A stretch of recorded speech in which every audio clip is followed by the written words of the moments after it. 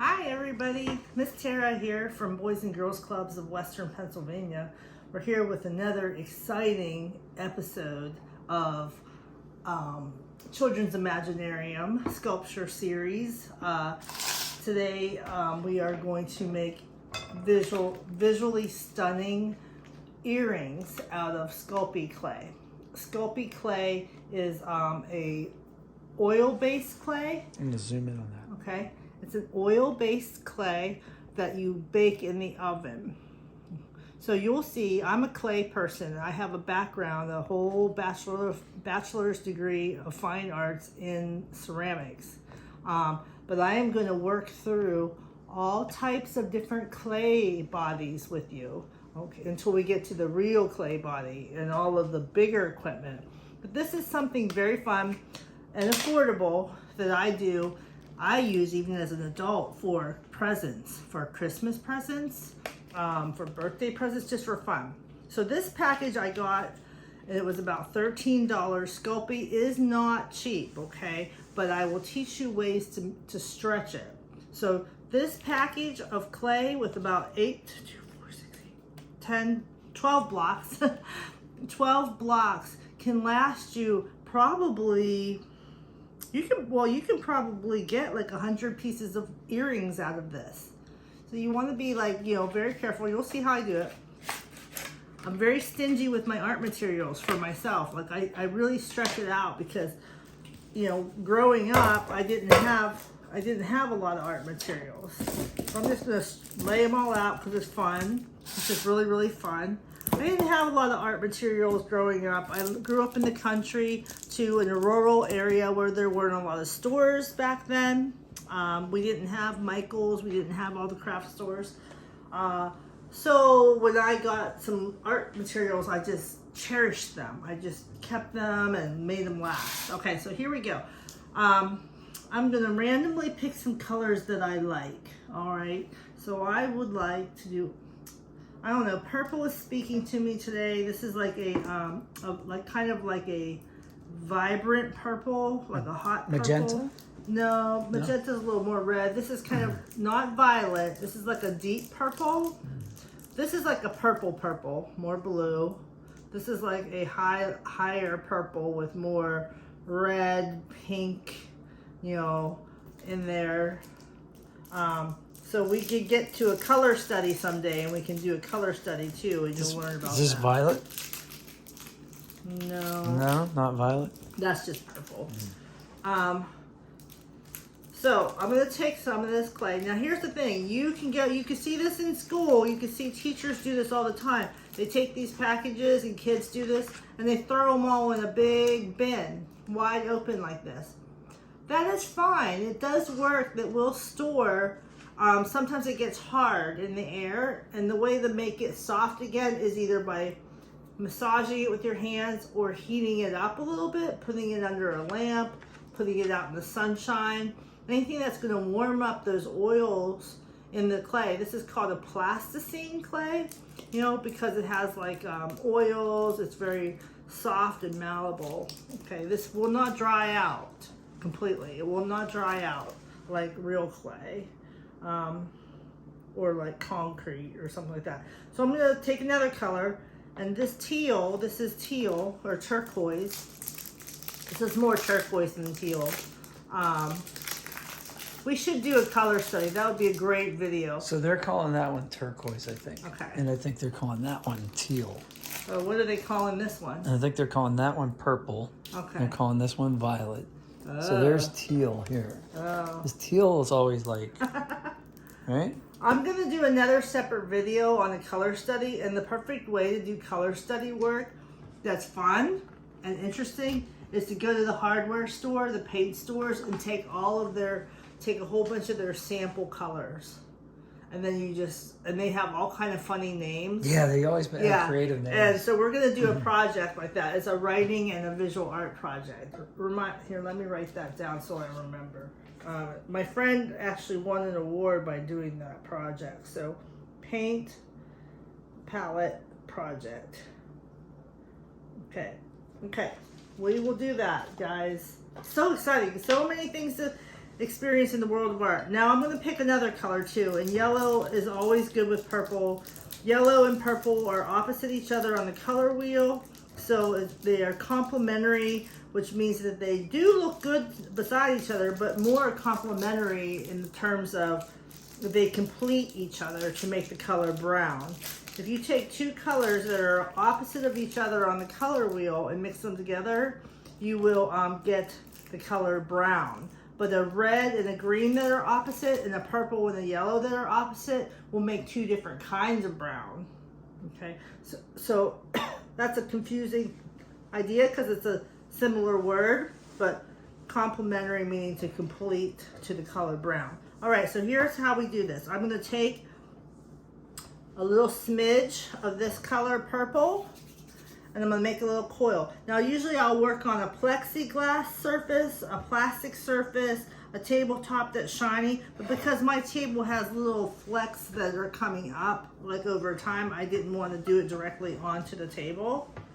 Okay, so I'm going to take a little bit of these colors here and just make little lines. This is a fun project. I've made lots of earrings this way, and necklaces, and hanging beads. Okay, so then you take these coils together. And sometimes I want the darker color to be skinnier because the darker color kind of can take over a little bit. So I just want a little bit of skinnier purple and skinnier teal. Or I mean, what you call this? Turquoise. Okay. Yes, turquoise. So I'm going to put those together. I know I'm not going to get out of frame. I want you to see this. I'm focused right on the plate. Okay, good. So then I'm going to twist it. I'm just going to go like this. Boom. Oh, neat. Looks like licorice. Yeah, I'm just going to twist it like candy. Oh, that's so pretty. And then after I twist it, I'm going to curl it. Okay. I'm going to curl it up in a little disc like this. Oh, wow. And guess what? Then I'm going to smash it. I don't like to tell kids just to mix it. You don't want to just be general like that. There's a fun, practical way to mix clay bodies that is interesting. You don't want to just be like, oh, just mash it up. No, you twist it. You roll it into a little disc, and then you smush it. And guess what you do next? You roll it out again. And it's becoming a little bit more altered and wavy gravy, I call it. And I'm going to twist it again. And I'm going to roll it into another disc. Only this time I'm not going to smush it like this. I'm just going to make it into a ball. I'm going to put it in my hand like this. So it becomes a ball. Let me set these little pieces aside. Okay. And then I'm going to take this and I'm going to smush it with my fingers just like this. And now it looks like a piece of candy. A beautiful piece of candy. And you might not think that's very interesting yet. But then we take our handy dandy wooden tools. I like to use wooden tools when I work with a lot of clay bodies. You can use fancy plastic tools or the acrylic tools that you can buy at Michael's and different craft stores. They're kind of expensive. And yeah, they're great. If you can afford them, that's fine. But things around your house, bottom of paintbrushes, dowel rods, other tools to work just fine. So what I'm going to do is I'm just going to take randomly, go into this and push a hole, okay? It's just a rough hole. I'll pick it up in a minute. And then I'm going to take another diameter, this paintbrush, and do another hole right here, okay? And then I'm going to do a third hole. I might take something smaller even, like this pen tip, okay? This pen tip. And I might make a little smaller hole up here, okay? Now let me just lift that up so you can see that a little bit. See how you have these 3 different size holes? Now it looks really rough and stuff, so you're going to take your fingertips and all you're going to do is just smush it down a little bit so it's like nice and soft and smooth. Okay, and then I'm just going to stretch it. I'm just going to take my fingertips and just give things a little stretch. Oh, cool. You know, just give it a little shaping. Not too crazy, but just kind of like, I might even take this just to be kind of wild and wild. I might like give this a little twist like this. Okay, Then you get like a whole other element that's going on. Now it's time to add the hardware. So this is a little earring. This could be considered a little earring, just like this, or like this, or like this, or like this. The thing to remember about Sculpey clay, it has no body, okay?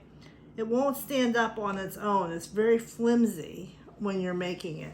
So if you were to take like if you wanted to make a big, solid, heavy thing, and we'll do this, we'll talk about making armatures or structures underneath Sculpey clay in order to stretch it, make it last longer, but also in order to construct it with more ease, okay? Because it falls down upon itself. It doesn't have any structural integrity as you're working. So Sculpey clay is that's the thing about Sculpey clay. That makes it different than everything else, okay? So this is floppy right now, but it'll get harder when you cook it in the oven. Now here's what you do. You buy these cheap, these are super cheap little findings. They're called findings. Can I focus on that? Yes, they're called findings. These are about $3. Again, this will make 100 pieces. So that's 50 sets of earrings for $4. So this all was like under $20. All right. So you could make 50 of your friends a set of earrings, you know, easily, or a charm or a bracelet. So these come all apart, and I'm going to take these stem ones. I'm going to show you how we would use each one. You take I like the long stems. They come in all different sizes, but these long stems add another beautiful element to your jewelry. And I'm going to use the long stem. I'm going to use this little ring. I gotta get my needle nose pliers. I know where they are. Okay. They're right there, I think, in the bowl. And one of these. Okay. You see them? Yeah. Okay. Let me see. There should be one right.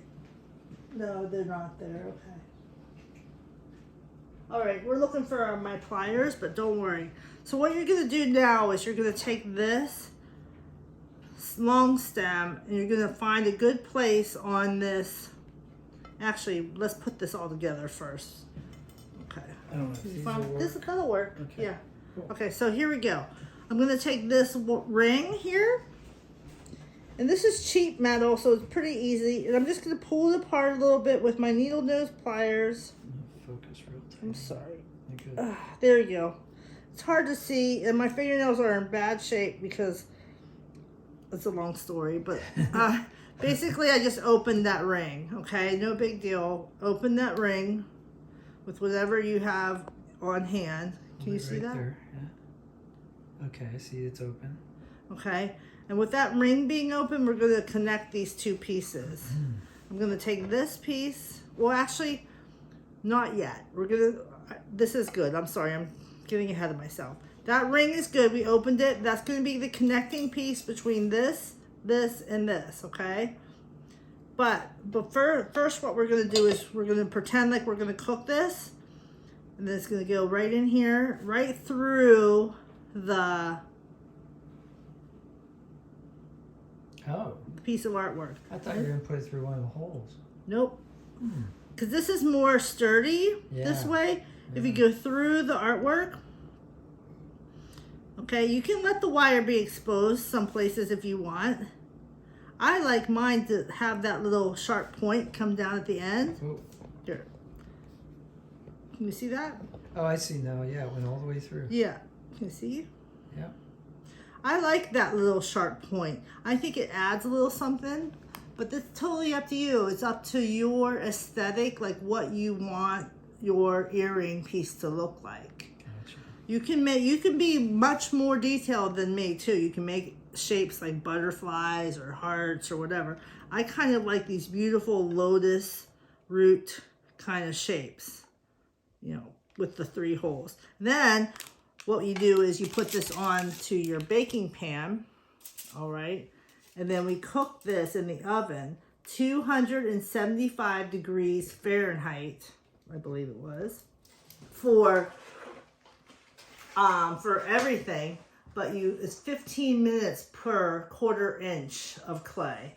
So for this is like a small, this would be like, I would probably put this in for 10 minutes and watch it. Yeah, that's not a 1/4 inch. You don't want to overdo Sculpey because it does burn. It actually gets brown and burned. So you don't want to put it in I'm going to use a little medium-sized toaster oven, but you can use a regular oven. You don't want to get it too close to the element either. You don't want to have your shelf right up against your heating element because it'll scorch it. It'll turn brown and it'll smell bad. So you want to have good ventilation when you cook this. Again, it's not too long. The instructions are on your package, and I'm not gonna cook it because it'll take too long. But we're gonna pretend this is cooked. Okay, this is cooked. It's beautiful. It's a beautiful piece of artwork. Now you can, once it's cooked, you can paint this if you want. If you have a polymer, polyurethane, clear glaze, or if you have Mod Podge, you can paint it if you want it to be shiny, but you don't have to either. You can just leave it as it is. So it's up to you and what you want. You're the artist. Okay, so after that's done, all we're gonna do is cook these up. We're gonna put this here. Excuse me, I have to get close. I have to get close. Take my glasses off. This won't take but a minute. Hook one side up. Okay, hook the other side up. All right, take your pliers and close that up again. Yep, perfect. All right, there, you have a beautiful earring. Hang on 1 second. Yeah, it's all closed up. Nice. Want to see it up by my ear? Sure. Then you can put it in your ear, just right here. So if I get it in my ear, well, you get the idea. Yeah. So there you go. Beautiful. Very nice. So this is just a fun little project that you can do. This was under $20. And under 20 minutes. And under 20 minutes. And you can do this with friends. You can do this at the holiday time. Okay. Oh, one last tip. Again, art teachers, everybody in the world throws this into a bin. It gets hard. You got to heat it up to use it again. I don't do that. I put mine in Ziploc bags. I mean, this is not a big deal. Just put it in a Ziploc bag, okay? And it's super easy. And it's not going to dry out that way. It's going to protect it a little bit more. So I will put this in a Ziploc bag. So thank you so much, everybody, for... Here, let me see. Dollar store. Ziploc bags. Dollar store. What, $1. There's like how many in here? 45 bags. Easy peasy. You know, keep that all together. And I'll Ziploc these all a couple blocks. I'll put like more than one block in a Ziploc bag. And then I will take all of these things and put it in one large Ziploc bag and label it and date it. Because sometimes art materials have a shelf life. Or have an expiration date, kind of. Like, you don't want to use polymer clays that are like 20 years old. Something you find at your friend's house, you know, that they're going through their attic, you know. So you want to put a little date on it, and then you're good to go.